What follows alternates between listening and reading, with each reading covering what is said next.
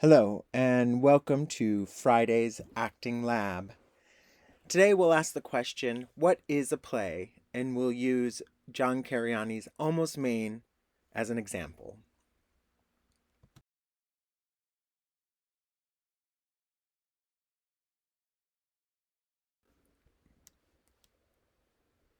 In this lab, we'll talk about how to read a play, the concepts of plays, play genres, and basic play structure. Character, plot, and thematic ideas will be introduced. And when we're talking about plays, we're talking about scripts made for the stage. Most of my examples will be stage examples. However, sometimes I will use film and video examples to help you understand the concepts. Almost Maine is a play by John Cariani, and we'll apply these ideas by reading it. Almost Maine is a two-act play about a fictional town affected by the Northern Lights. It's also known as the Aurora Borealis. The main theme of the play is love. You'll find that this theme of love is affected by everything in the play, all the characters' choices, their objectives, their actions, and the plot. What is a play? A play is a story written to be performed on the stage. Plays use plot, or story, and character to weave a tale using dialogue, monologues, and stage directions. Like a novel is written to be read, a play is written to be acted. Plays have been performed for 5,000 years around the world. Theater started in ancient Greece as religious ritual performances that eventually developed into storytelling and theater to express morals and tell people sort of how to behave, which then developed into much more narrative stories like Shakespeare and looking at history and creating stories, which eventually evolved into the current theater that is Broadway and regional theaters like Jiva Theater and community theater around the world. A play can and does take many people to create who work together in collaboration, starting with an idea or a character or a story. It takes a village to make a theater performance. Even a solo show generally takes more than one person. It can be done, but most theater takes a number of artists working together to produce the final product. Actors perform in plays working with directors, other actors, crew people, designers, producers, all the way down to ushers and marketers. It's a really, really big family. Let's talk about some vocabulary that we're going to use as we talk about play analysis and reading Almost Maine. The first is the theme. The theme is the central idea of a play. Everything revolves around this theme. For example, the theme of Romeo and Juliet is love. Everything that happens in that play happens because of love. People live because of love. People die because of love. People make choices because of love. People do things because of love. Everything about the theme, it's the big idea of the play. The next vocab word is plot. Plot is the story of the play. It's what happens. The plot is made up of exposition, an inciting incident, action, and a climax. I want you to look these four words up: exposition, inciting incident, action, and climax. Character. Characters are the people that exist in the play. They're created by playwright and performed by the actors. Dialogue are the words that the character speaks. It's what they say on stage. It's what you hear in films. Okay. And lastly, I want to talk about the world of the play, and this refers to the uh, the the reality or the non-reality of the characters and the story as they exist, and it refers to the physical and imaginary settings or locations, as well as the social, historical, and cultural context of the play. For example, the world of Hamilton is the story of a historical figure told in modern ways. Okay? The world of Romeo and Juliet is Italy in the 1500s. Okay. The world of Almost Maine is a fictional town in Maine during the night of the magic of the Aurora Borealis. About some of the events that happen in the play. And this is what when we get into structure. How is the play built? What are the parts that make up the play? The first is exposition, and that is the setup of the plot and background information. This is told through the setting and stage directions and dialogue. It is all the information that we need to know that happened before the plays start. So, for example, in Hamlet, if you remember the story of the young Dane whose father was murdered by his brother, we hear all that information in the first 5 minutes of the play to set up everything we need to know for the play to happen. Okay, and that's exposition. The next is the inciting incident, and that is what gets the action going. It thrusts the characters into the action of the plot. For example, the inciting incident in Romeo and Juliet is when they meet. The play would not happen without this inciting incident. Romeo and Juliet would never happen if they never met. Okay. The inciting incident in Almost Maine is the appearance of the Aurora Borealis. The other inciting incident, is you could say, is their love for each other. Okay. The next is the rising action, and that's the path of the stories. It's the series of events that build the plot. This is basically from the beginning of the play all the way up until the end, to the big climax where everything comes together and happens. Okay, the rising action. We see our characters in crisis. We see them succeeding. All sorts of little events that build. And these are often where your tactics come in. Is in the rising action. The things that they try to do to achieve their objective. And the climax is the big moment of action and character, often in crisis, and it's the turning point of the story. This is where a character succeeds or fails in the pursuit of their objective. The climax is it's the end. It's where all of the problems are resolved. It's where the lovers who've been trying to be together end up together, or they don't end up together. Okay, and the climax is it's what we're waiting for. It's why we start the play so that we can get to the climax, to the meat of why we're watching this play. Let's talk about another way that plays are structured, and that is in acts and scenes. All right, an act is a section of a play. It's usually the larger section. The plays are in one acts, two acts, or in the case of Shakespeare and opera, can go all the way up to 5 acts. Acts carry the main themes and are made up of scenes.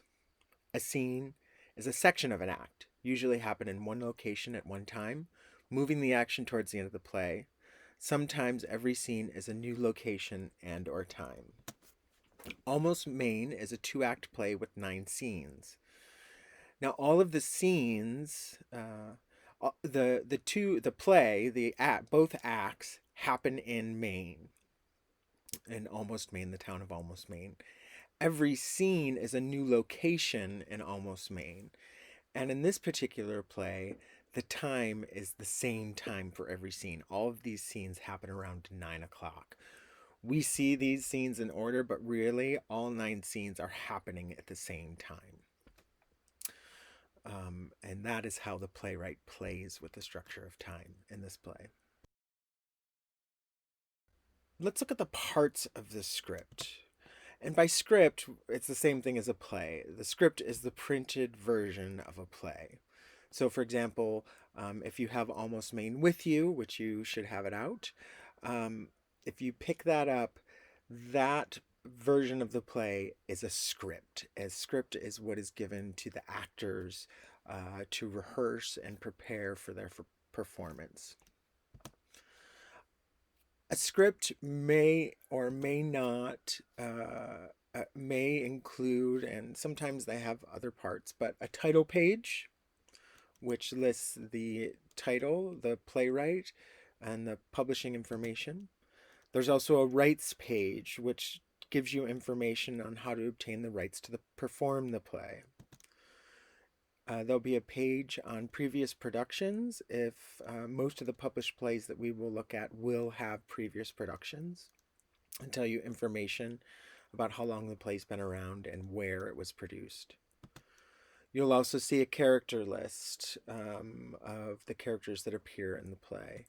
There may or may not be a section of playwrights' notes. Some playwrights include them, some don't.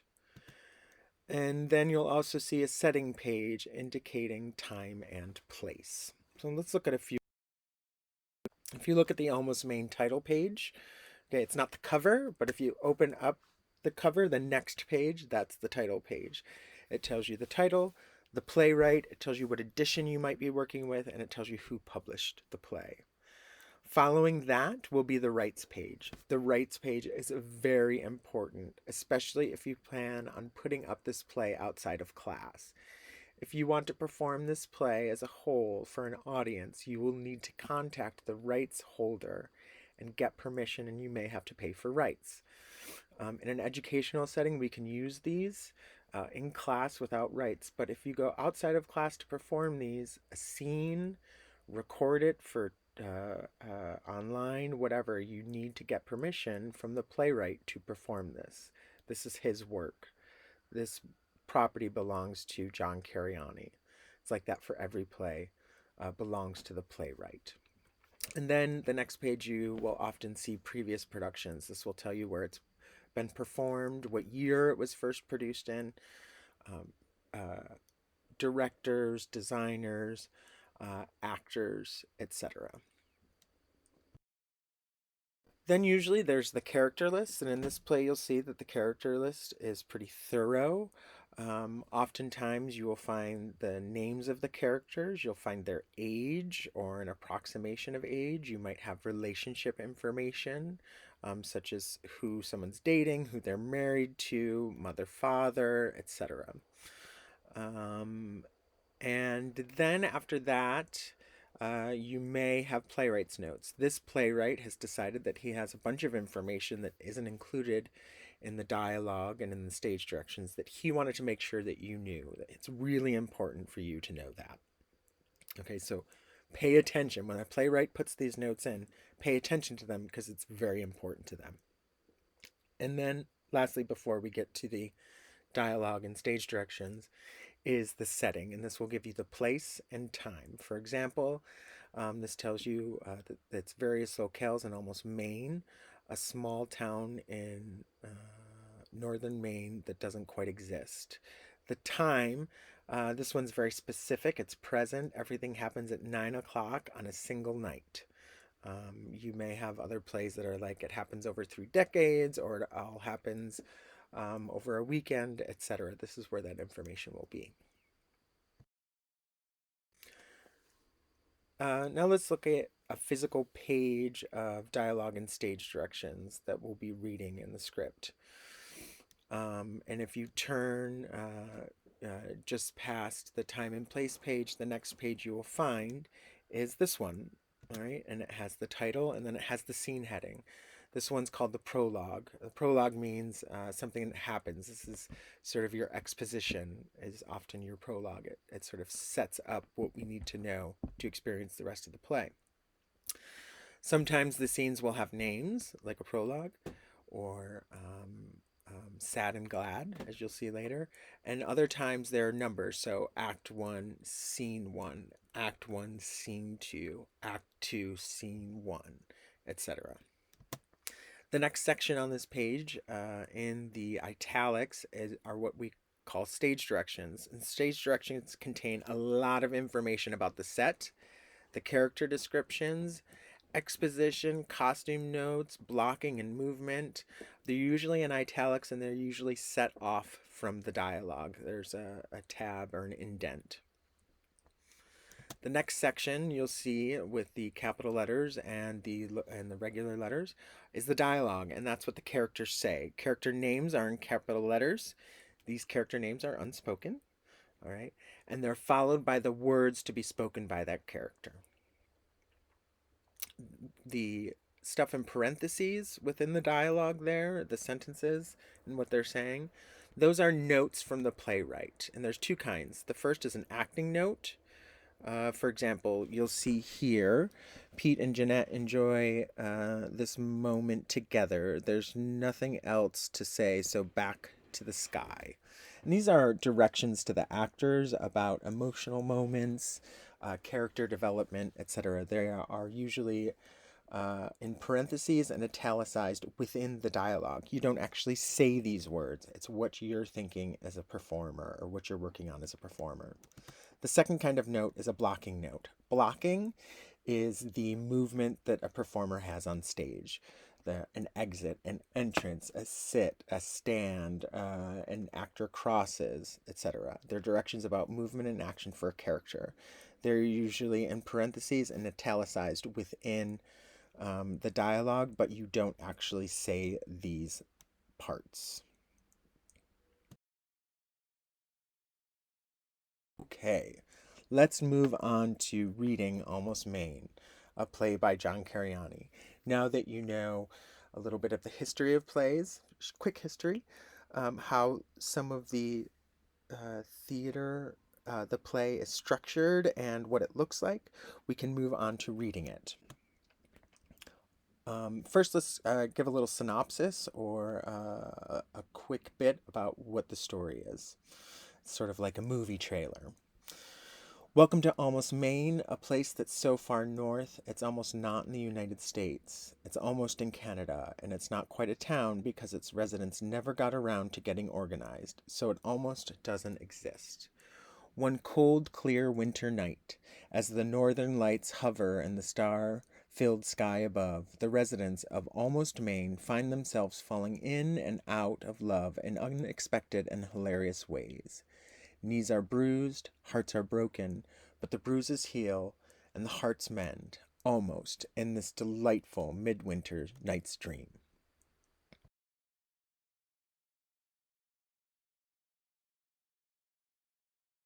What I want you to do is to read Almost Maine, and I want you to identify the parts of the script, the title page, the rights page, the previous productions, the character list, the playwright notes, and the settings page indicating time and place. I should say place.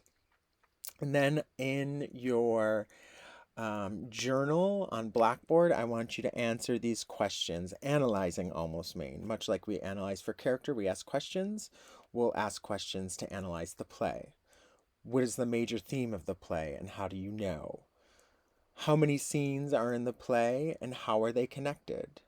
Who are your favorite characters, and why? What is the aurora borealis, and why is the magic of this phenomenon important to the play? You're going to need to look up some photos and videos of the aurora borealis, and even start with Wikipedia on the aurora borealis to understand why it's so important. And lastly, did you connect with the play? Did it speak to you? Why or why not? I want you to answer these questions in your journal section and answer them thoroughly. These are not one-word answers. I expect a paragraph at least for each one of these questions, fully developed thoughts. Okay? Thank you, and I hope you enjoy reading Almost Maine. At least get through the first act by Monday. Hopefully, you'll be able to get through the full play. It's a quick read. Thank you, and I will talk to you on Monday.